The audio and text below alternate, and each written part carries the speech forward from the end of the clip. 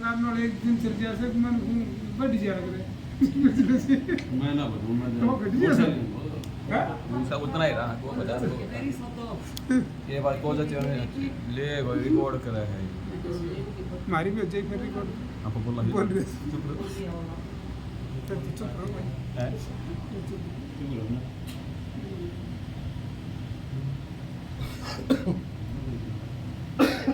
बोलो सुनो भगवान की श्री सत्यनारायण व्रत कथा पहला अध्याय। एक समय निमिषारण्य तीर्थ में सौनक आदि 88,000 ऋषियों ने श्री सुत जी से पूछा, हे प्रभु, कलयुग में वेद विद्या रहित मनुष्यों को प्रभु भक्ति किस प्रकार मिलेगी और उनका उद्धार कैसे होगा। इसलिए हे मुनि श्रेष्ठ, कोई ऐसा तप कहिए जिससे थोड़े समय में पुण्य प्राप्त होए और मनवांछित फल मिले। वह कथा सुनने की हमारी इच्छा है। सर्वशास्त्र गाता श्री सुत जी बोले, हे विष्णु में पूज्य, आप सबने सर्व प्राणियों के हित की बात पूछी है। अब मैं उस श्रेष्ठ व्रत को आप लोगों से कहूँगा जिस व्रत को नारद ने लक्ष्मी नारायण से पूछा था और लक्ष्मीपति ने मुनि श्रेष्ठ नारद से कहा था, सो ध्यान से सुनो। एक समय योगीराज नारद जी दूसरों के हित की इच्छा से अनेक लोकों में घूमते हुए मृत्यु लोक में आ पहुँचे। वहाँ बहुत योनियों में जन्मे हुए प्राय सभी मनुष्यों को अपने कर्मों द्वारा अनेक दुखों से पीड़ित देखकर किस यत्न के करने से निश्चय ही इनके दुखों का नाश हो सकेगा, ऐसा मन में सोचकर विष्णु लोक को गए।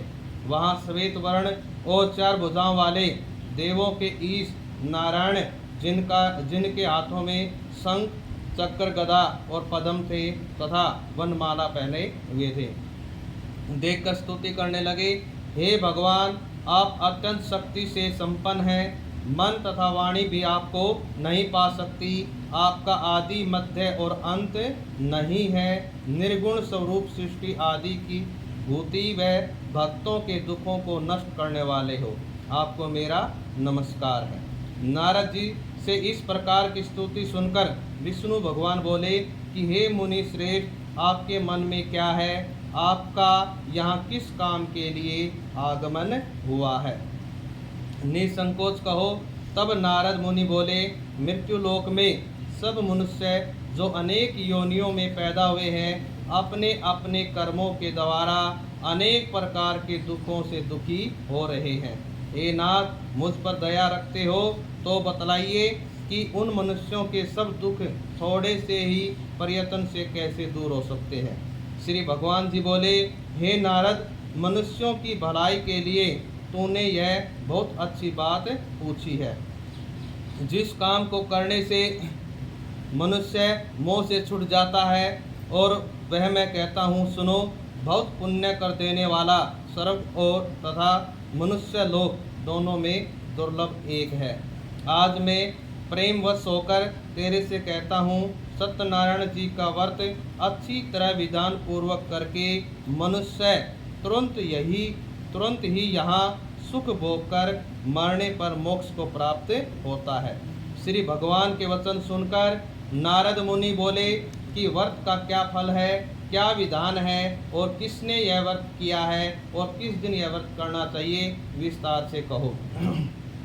भगवान बोले, दुख शोक आदि को दूर करने वाला, धन धान्य को बढ़ाने वाला, सौभाग्य तथा संतान को देने वाला, सब स्थानों पर विजय करने वाला, भक्ति तथा श्रद्धा के साथ किसी भी दिन मनुष्य श्री सत्यनारायण की शाम के समय ब्राह्मणों तथा बंधुओं के साथ धर्म परायण होकर पूजा करे।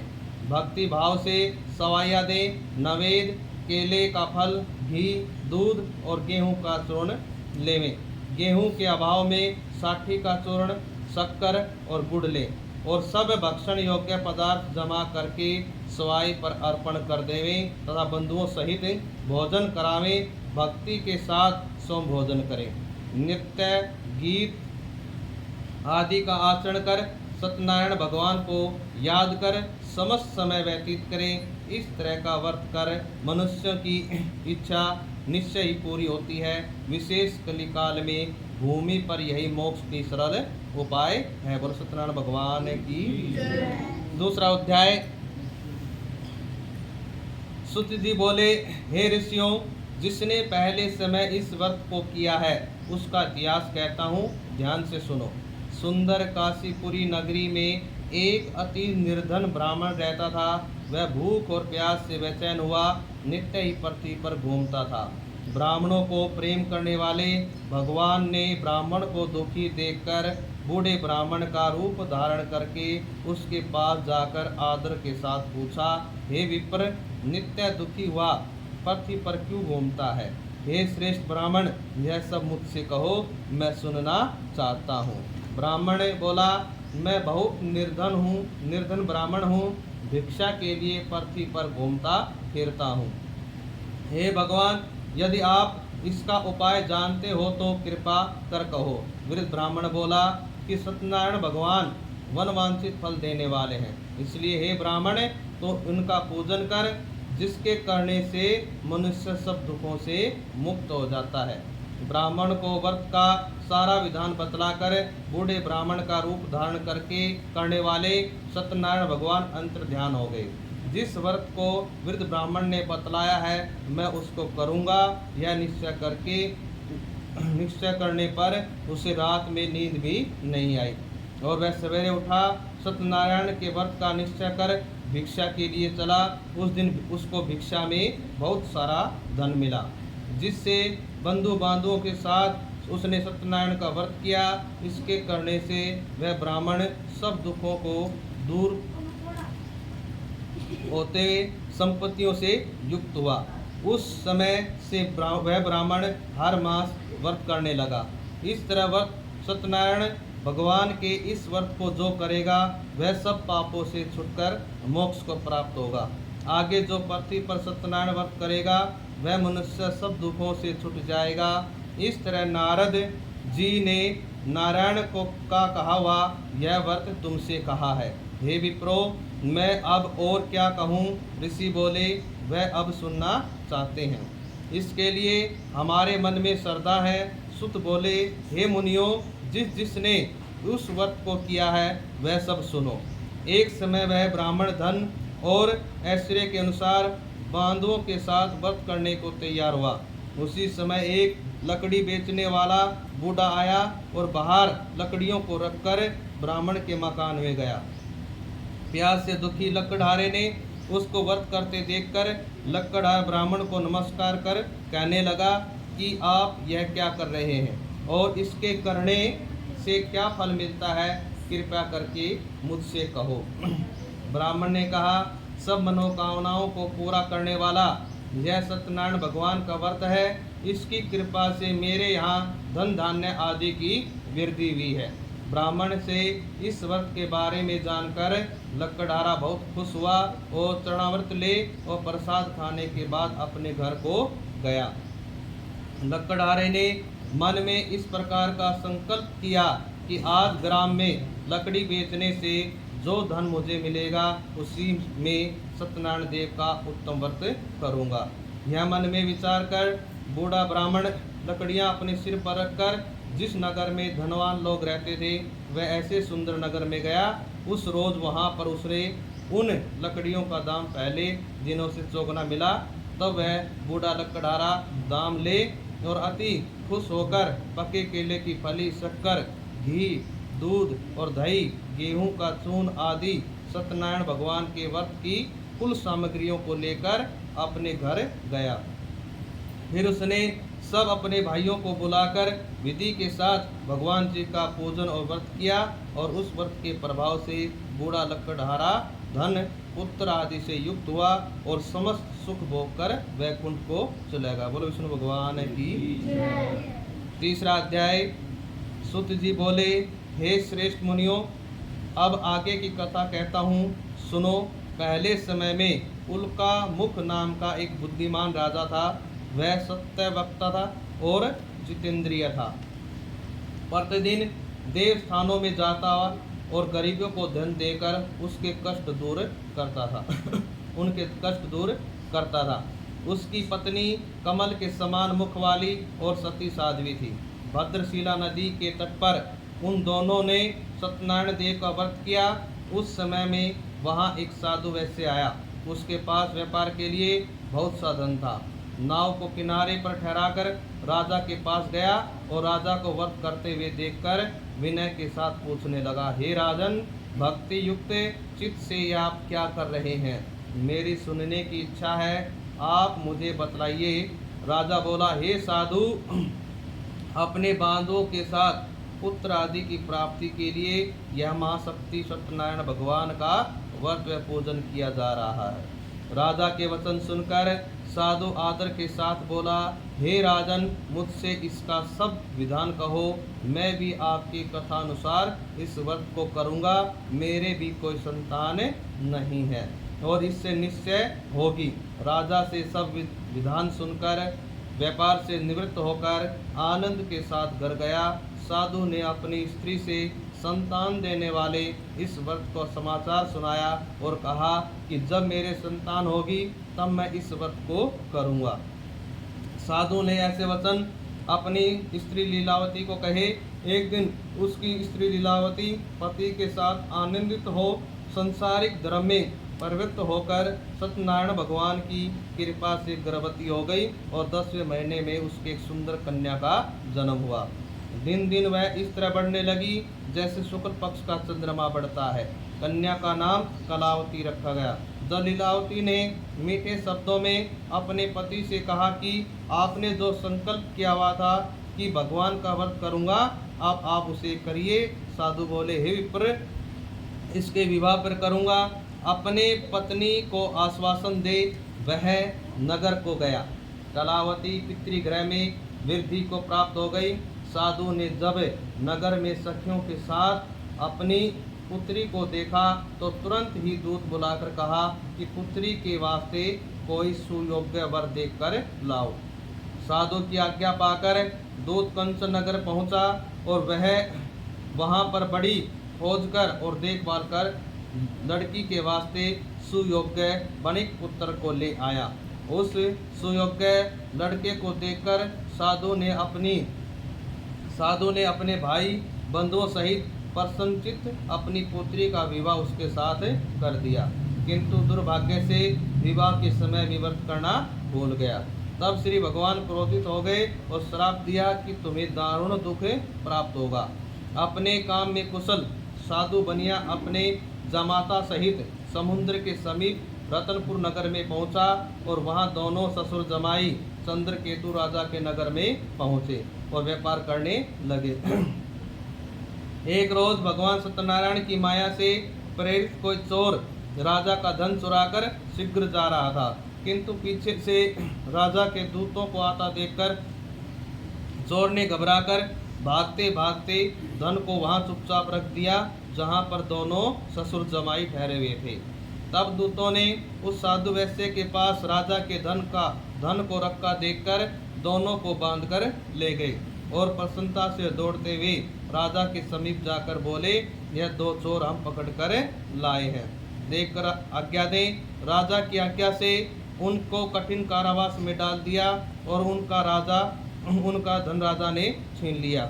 उसी श्राप द्वारा उनकी पत्नी भी घर पर बहुत दुखी हुई और घर जो धन रखा हुआ था चोर चुरा कर ले गए। शारीरिक व मानसिक पीड़ा तथा भूख प्यास से अति दुखित हो अन्न की चिंता में कलावती एक ब्राह्मण के घर गई। वहाँ उसने सत्यनारायण व्रत को होते देखा। वहाँ उसने कथा सुनी और प्रसाद ग्रहण कर रात को घर आई। माता ने कलावती से कहा, हे पुत्री, दिन में कहाँ रही, वह तेरे मन में क्या है? कलावती बोली, हे माता, मैंने एक ब्राह्मण के घर सत्यनारायण का व्रत देखा है। कन्या के वचन सुनकर लीलावती भगवान के पूजन की तैयारी करने लगी। लीलावती ने परिवार और बंधुओं सहित भगवान का पूजन किया और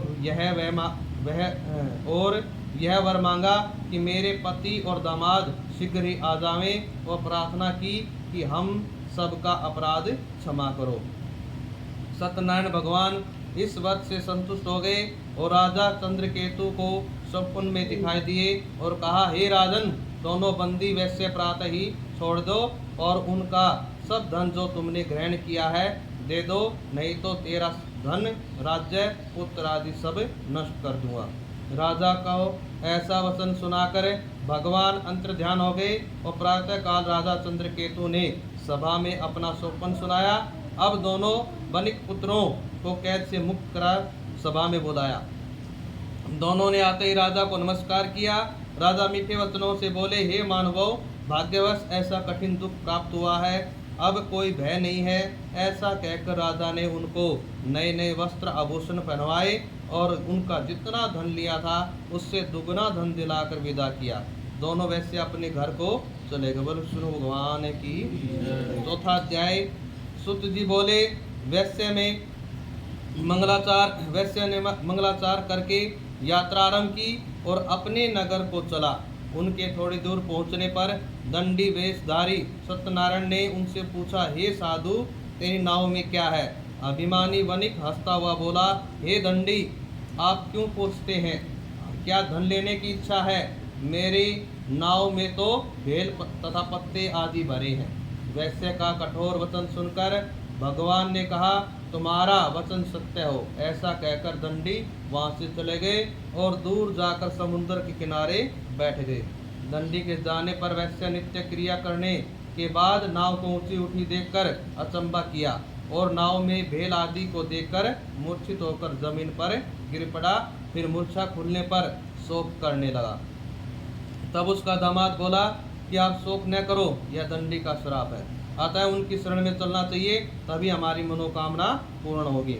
दामाद के वचन सुनकर दंडी के पास पहुंचा, अत्यंत भक्ति भाव से नमस्कार करके बोला, मैंने जो आपसे असत्य वचन कहे थे उसको क्षमा करो। ऐसा कहकर महान शोकातुर हो रोने लगा। तब दंडी भगवान बोले, हे वणिक पुत्र, मेरी आज्ञा से बार बार तुम्हें दुख प्राप्त हुआ है, तू मेरी पूजा से विमुख हुआ है। साधु बोला, हे भगवान, आपकी माया से मोहित ब्राह्मण आदि भी आपके रूप को नहीं जानते, तब मैं अज्ञानी कैसे जान सकता हूँ?